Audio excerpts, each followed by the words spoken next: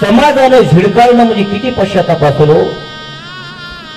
ज्ञानोबरायचं जर आपण चरित्र चिंतन केलं तर वाईट टाकण्याचं दुःख काय आहे हे आपल्याला त्यांच्या चरित्रावरून पाहायला मिळतं.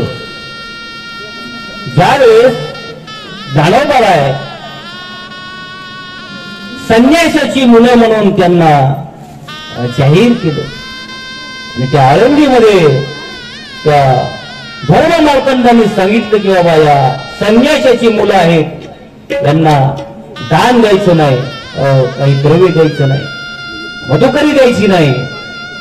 आणि म्हणून संन्यासाची मुलं म्हणून त्यांना सिद्ध बेटावरती राहू लागलेली आहेत गावाच्या बाहेर.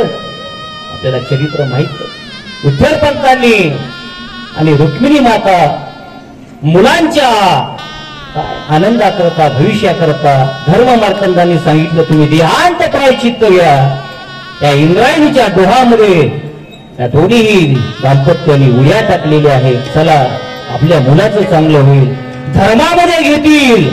या धर्माकरता विठ्ठलपंतांनी रुक्मिणी माता यांनी आपल्या प्राणाची आहुती दिलेली आहे.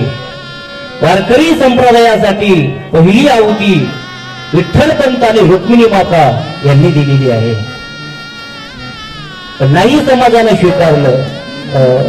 त्यावेळेस एके दिवशी ज्ञानोबराय भिक्षा मागण्याकरता आळंदीमध्ये आले.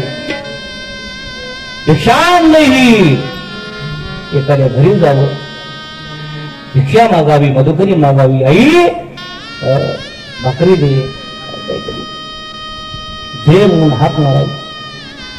त्या मातेने सांगावं बाबा तुला जर आम्ही काही भाकरी दिली तर हे गावातले लोक आम्हाला शिक्षा देतील. त्या काही फार धर्माचं प्रस्थापित होतो.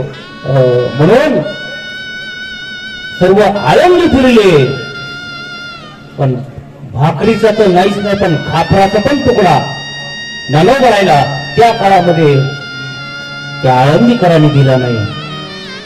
वापस येत असताना रिकामी झोळी पाहून एका माऊलीला दया आली आणि थोडस काहीतरी शिदा सामोरी दिली. आनंद वाटला ज्ञानोबरायला. ती शिदा सामोरी घेऊन जात असताना अचानक पडून तो विसोबा खेचर आले. बघा त्याला विसोबा पाटील म्हणतात.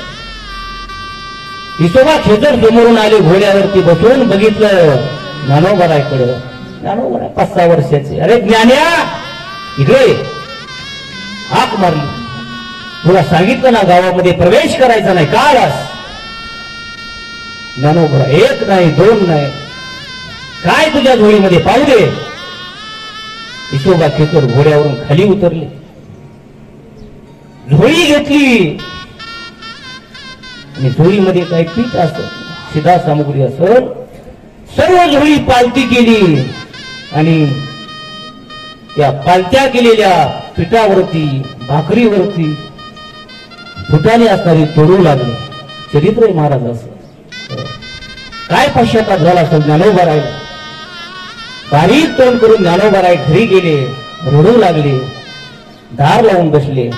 ऐक नाही, रडू लागले, हुंदके देऊ लागले. मग खूप चरित्र आघात आहे. मुक्ताबाई म्हणू लागली, दादा काय झालं रडायला? काठी उघडा ज्ञानेश्वरा. ऐक नाही, भरपूर असा प्रसंग आहे. किती वेदना होत असतील त्यांना.